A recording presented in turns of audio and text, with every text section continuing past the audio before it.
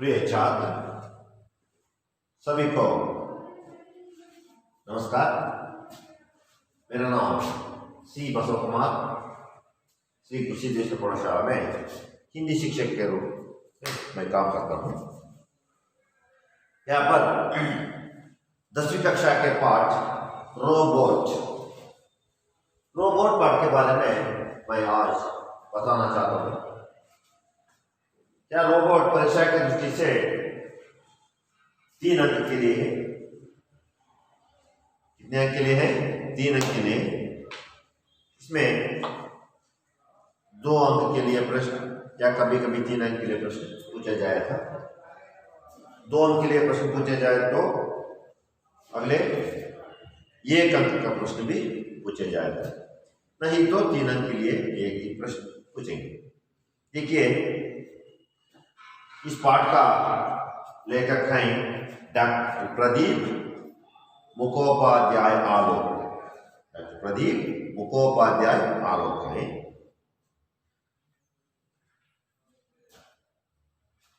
छात्रों को इस पाठ के द्वारा समझाया जाता है कि मशीन कभी कभी मनुष्य का स्थान नहीं ले सकता और मनुष्य का महत्व कभी कम नहीं हो सकता है। इसके बारे में पाठ पढ़ाते समय तुम सबको समझ पाते हैं।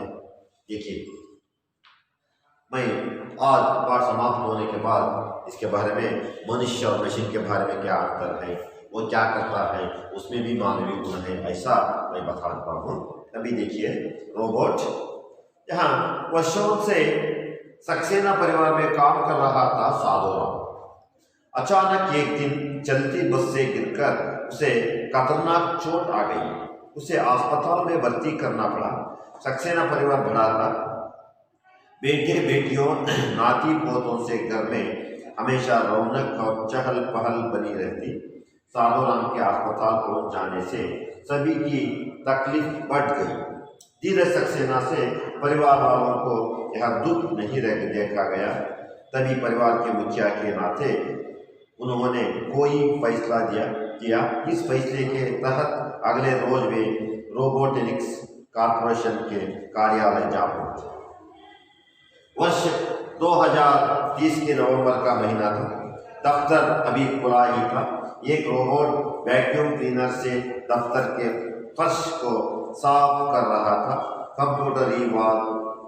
कंप्यूटरी विद कृत्रिम बुद्धि आर्टिफिशियल इंटेलिजेंस का समावेश रोबोट में करने में सफल हो गए थे।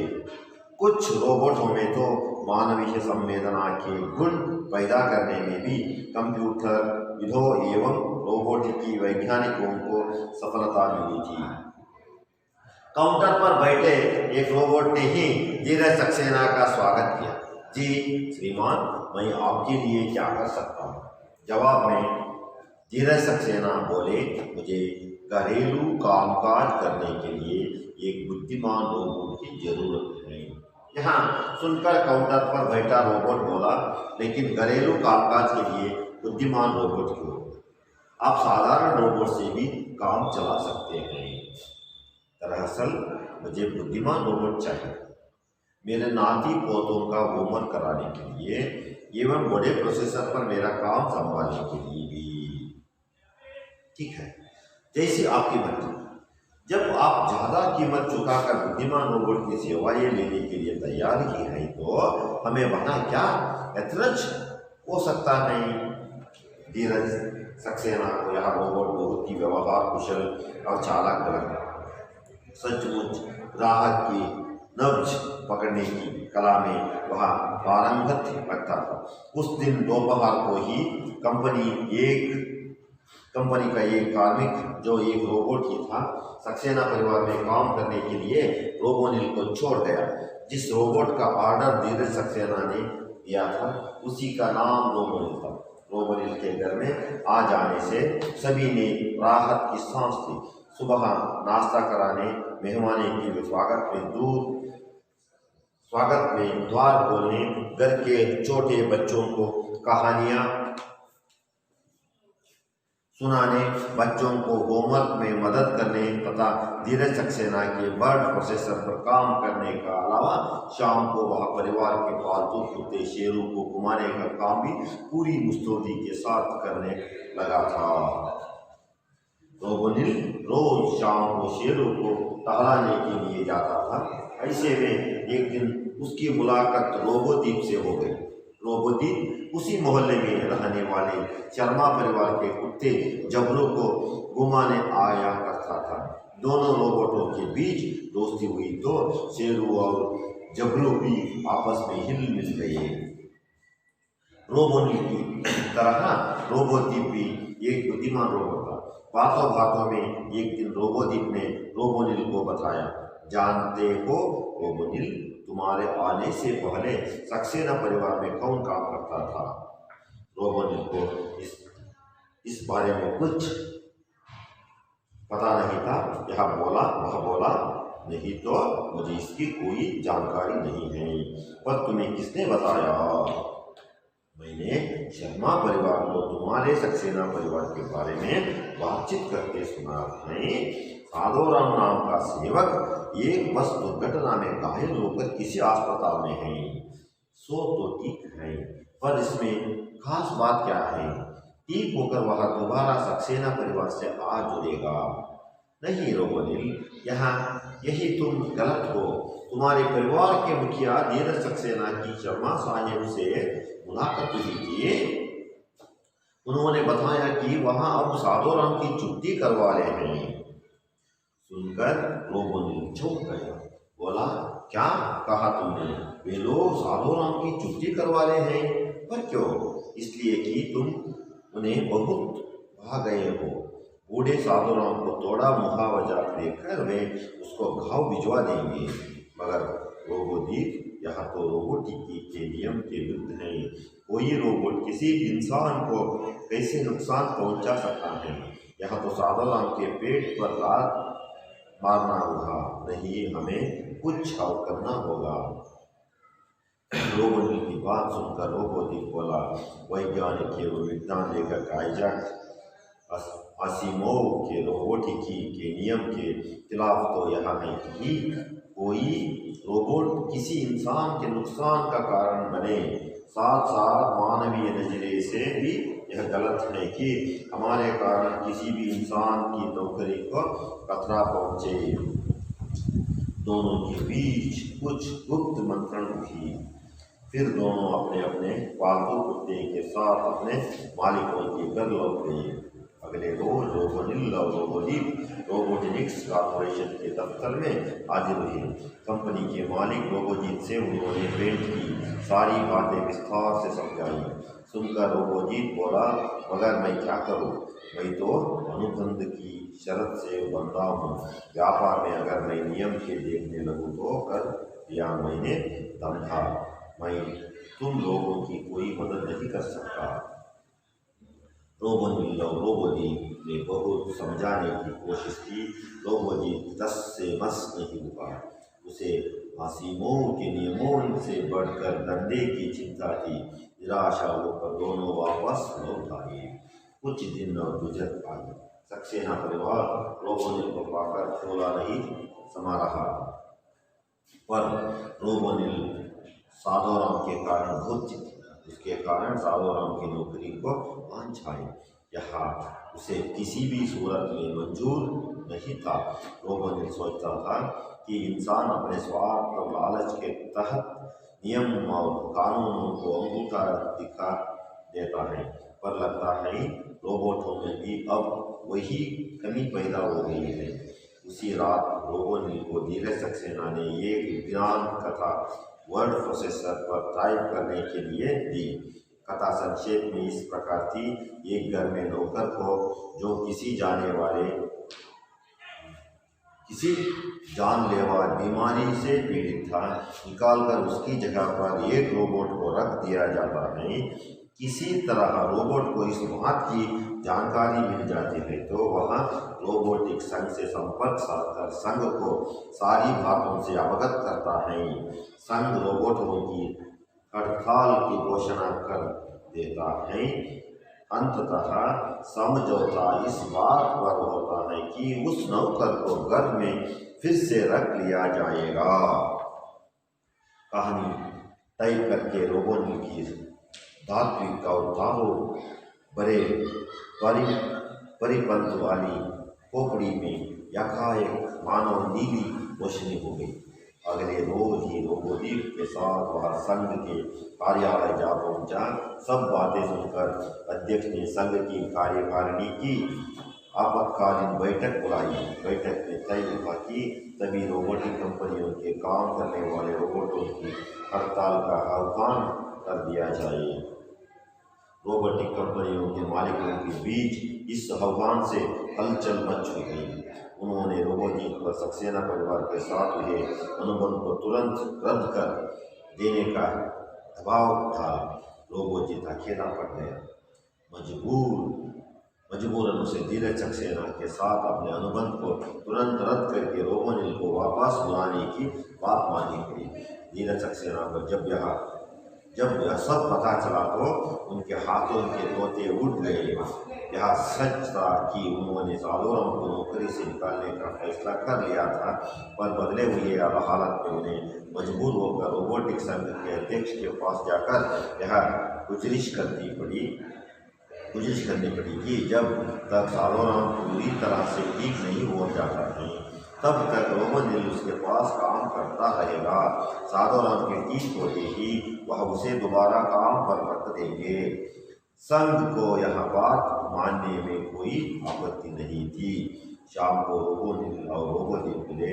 रोबोदीप बोला, मुझे खुशी है कि हमारे कारण किसी इंसान को नुकसान नहीं झेलना होगा।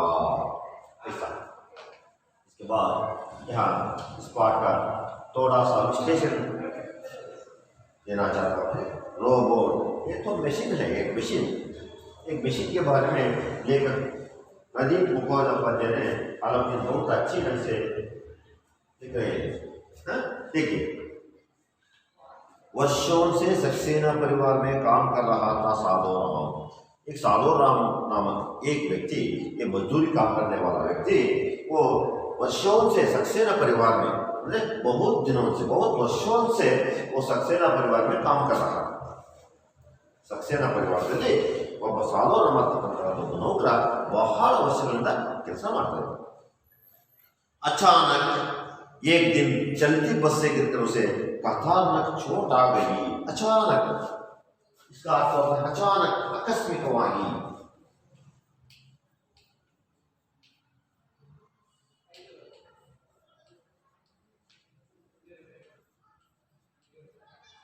ಆಕಸ್ಮಿಕವಾಗಿ ಕಥಾ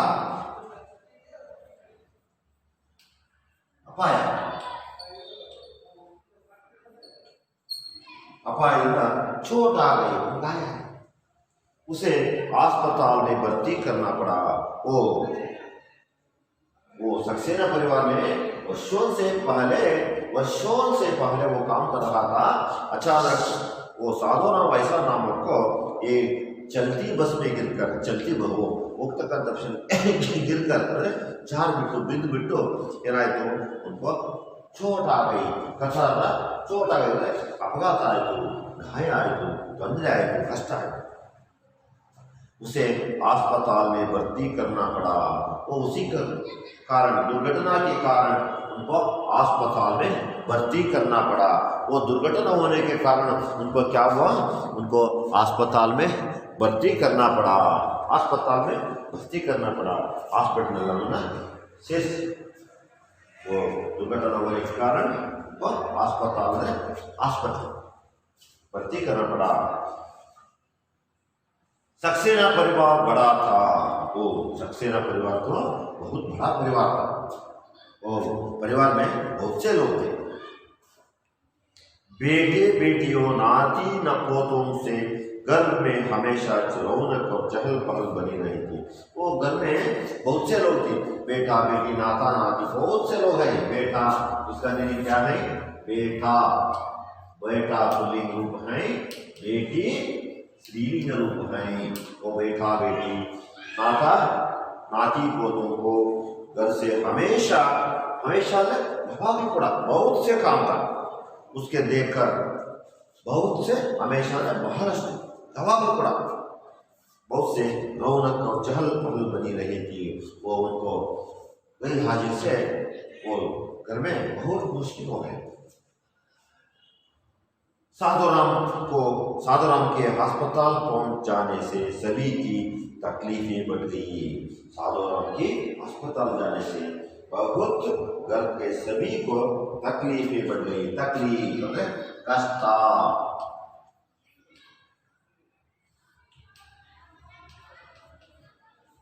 साधुराम परिवार के लिए वो अस्पताल बनने से लिए उनको साधुराम परिवार में, सक्सेना परिवार में बहुत कष्ट हुआ, तकलीफ हो गया। वो काम करने के लिए बहुत तकलीफ हो गया।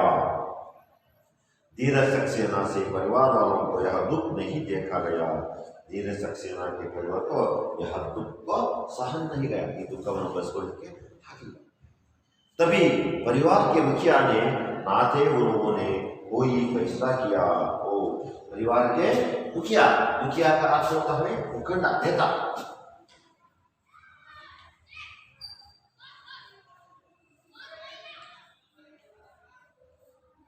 नेता मुखंडा, लीडर, यजमान मने यजमान ಏನ್ ಮಾಡ್ದ वो मुखिया को ಮಾತೆ ಸಂಬಂಧ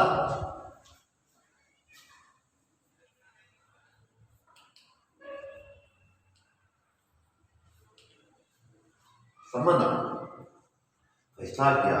इस फैसले के तहत अगले रोज रोबोटिक्स कॉर्पोरेशन के कार्यालय पहुंचे। वह बहुत काम चल रहा था।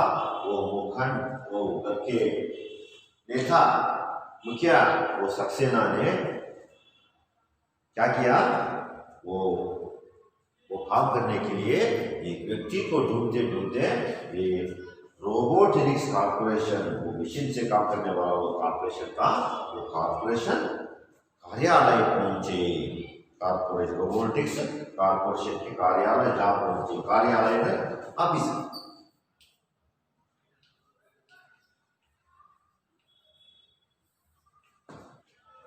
कचेरी, कार्यालय के बाद ऑफिस पर जब ऑफिस है वो रोबोटिक्स कॉर्पोरेशन जा पहुंचे। वर्ष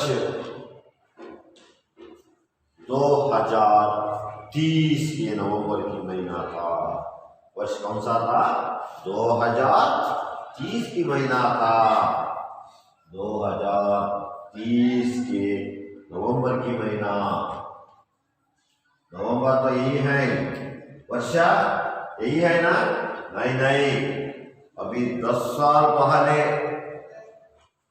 10 से ಮುಂದಕ್ಕೆ ಹೋಗಬೇಕು ಆಗ ಈ ಕೆಲಸ ಮಿಷಿನ್ ಮಾಡ್ತಕ್ಕಂಥ ಕೆಲಸ अभी नहीं थी आगे।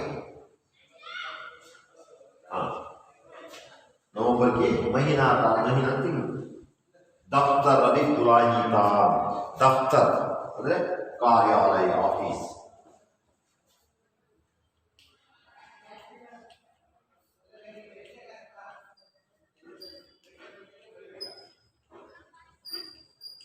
कार्यालय, ऑफिस, दफ्तर अभी खुला ही था। एक रोबोट वैक्यूम क्लीनर से दफ्तर के फर्श के साफ कर रहा था। वो रोबोट वैक्यूम क्लीनर, वो मशीन है, वो रोबोट वैक्यूम क्लीनर ने वो ऑफिस अभी खुला ही था। वो कार्यालय के एक रोबोट वो उसको साफ कर रहा था। साफ कर स्वच्छ मारता कंप्यूटर विधि कृत्रिम बुद्धि आर्टिफिशियल इंटेलिजेंस का समावेश रोबोट में करने में सफल हो गए थे। ಅಂದ್ರೆ ಆರ್ಟಿಫಿಷಿಯಲ್ ಇರತಕ್ಕಂಥ ಬುದ್ಧಿಮಾನ್ ಇಂಟೆಲಿಜೆನ್ಸ್ ರೋಬೋಟ್ ಅದು ಸಮಾವೇಶ ಅಂದರೆ ಈ ಥರ ಮಾಡ್ತಕ್ಕಂಥ ಒಂದು वो सफल हो गए थे ಅಂತ ಯೋಚನೆ ಮಾಡಿ। कुछ रोबोटों में तो मानवीय संवेदना के गुण पैदा करने में भी कंप्यूटर एवं रोबोटिक की वैज्ञानिकों में वो सफल मिलती हैं। वो मशीन होने पर भी कंप्यूटर विधियों में वो मानवीय संवेदना गुणों को उसमें पैदा करने की विधि भी वो वैज्ञानिक में सफल हुई हैं। वो मशीन होने पर भी उनमें मानवीय गुणों को पैदा होने की विधियां उसमें भी बना है। वो कंप्यूटर विधिया है, वो कंप्यूटर विधिया होने पर भी उसमें मानवीय गुण कैसा है हम सभी जानते हैं। वो मानवीय गुणों को भी उसमें पैदा कर रहे हैं, उसमें बड़ा है।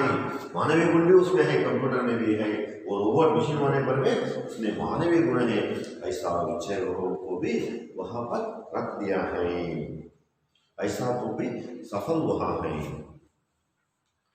काउंटर पर बैठे एक रोबोट ने ही धीरज सक्सेना का स्वागत किया। वहां वो कार्यालय पहुंच जाते हैं। कौन जाते हैं? कौन?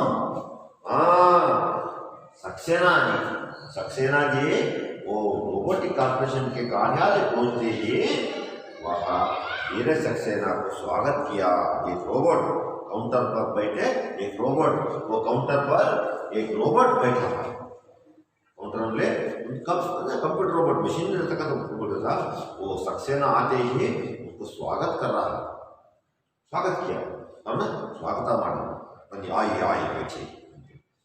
जी श्रीमान, मैं आपके लिए क्या कर सकता हूँ? वो आने से, वो दरवाजे पर आने से उनको स्वागत किया और क्या किया? जी मैं आपके लिए क्या कर सकता हूँ? जी मैं आपके लिए क्या कर सकता हूँ? ನಾನು ನಿಮಗೋಸ್ಕರ ಏನು ಮಾಡಬೇಕು ಅಂತಕ್ಕಂಥ ಪ್ರಶ್ನೆನ ಜವಾಬ್ में धीरज सक्सेना बोले। वो जवाब उत्तर ಕೊಡ್ತಾರೆ। ಅವ್ರು ಹೇಳ್ತಾರೆ, ಏನು ಹೇಳ್ತಾರೆ? मुझे घरेलू कामकाज करने के लिए एक बुद्धिमान रोबोट की जरूरत है। मुझे घरेलू काम करने के लिए, घरेलू में मने ಕೆಲಸ ಮಾಡಲಿಕ್ಕೆ, कामकाज ಅಂದ್ರೆ ಕೆಲಸ, कामकाज ಅಂದ್ರೆ ಕೆಲಸ, ಮನೆ ಕೆಲಸವನ್ನು ಮಾಡಲಿಕ್ಕೆ, मने ಕೆಲಸ, घरेलू कामकाज ಕೆಲಸ, मने ಕೆಲಸ, मने कागज पत्र से आप कर सकते। वो घरेलू कामकाज करने के लिए एक बुद्धिमान रोबोट की जरूरत है। एक साधारण रोबोट नहीं, एक बुद्धिमान रोबोट की जरूरत है, जरूर आवश्यकवाಗಿದೆ।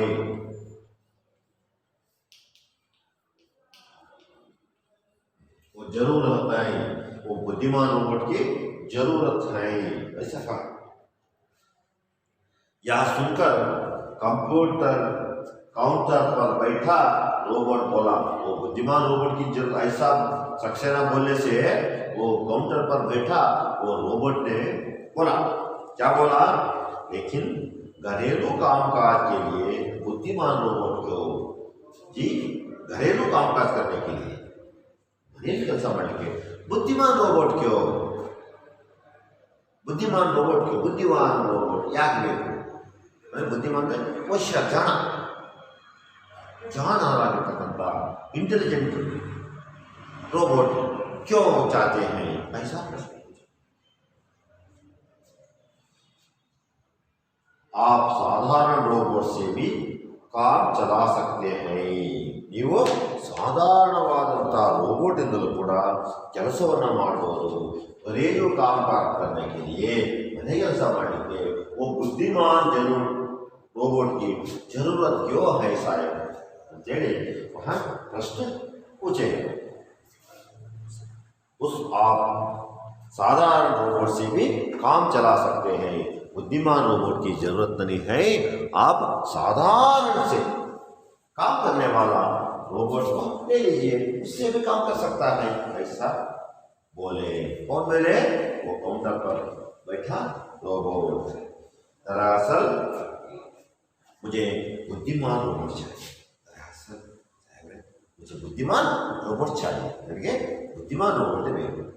मेरे नाती पोतों का होमवर्क कराने के लिए एवं वर्ड प्रोसेसर पर मेरा काम संभालने के लिए भी वो बुद्धिमान रोबोट को जरूरत है ना, ऐसा। अच्छा ठीक है, मेरे नाती पोतों का होमवर्क कराने के लिए और ये वर्ड प्रोसेसर मेरा संभालने के लिए और कंप्यूटर में वर्ड प्रोसेसर का वो काम करने के लिए भी मुझे बुद्धिमान रोबोट की जरूरत है, ऐसा।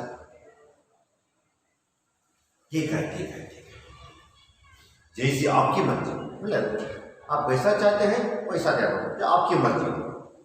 जब आप ज्यादा कीमत चुकाकर बुद्धिमान रोबोट की सेवाएं लेने के लिए तैयार ही है तो हमें बता क्या रद्द हो सकता है? आप ज्यादा कीमत देकर बुद्धिमान रोबोट को ले सकने के लिए आपकी इच्छा है तो मुझे यथरज आपत्ति, मुझे आपत्ति क्यों है? ನನಗೆ ಕಷ್ಟ, ले लीजिए ऐसा कहा। ಅಂದ್ರೆ ನೀವು ದುಡ್ಡು ಜಾಸ್ತಿ ಕೊಟ್ಟು बुद्धिमान रोबोट ಬೇಕು ಅಂತ ಮಾಡೋದ್ರೆ ನಮಗೇನು ಕಷ್ಟ ಇದೆ?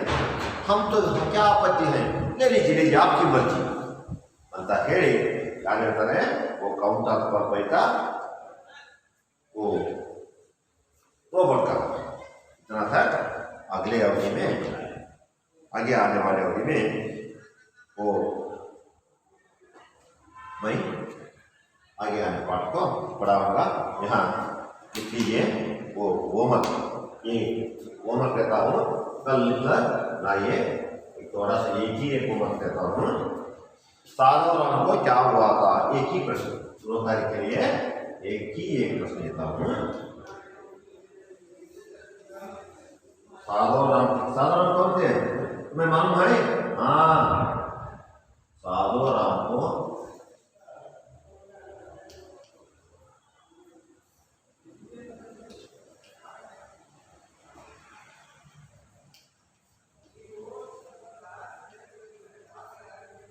क्या हुआ था, यह प्रश्न।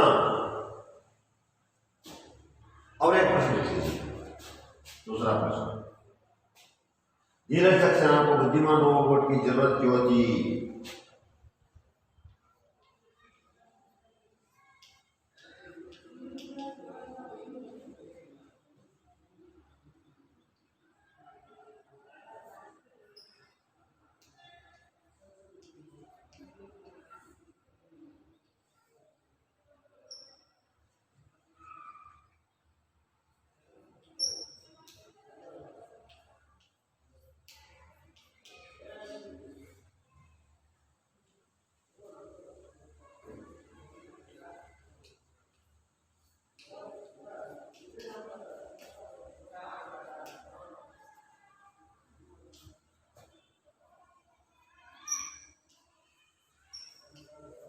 ऐसा यहाँ प्रश्न घर में बैठकर लिखकर आइए, मैं अगले वाले में दूसरा पाठ के बारे में पढ़ाएंगे।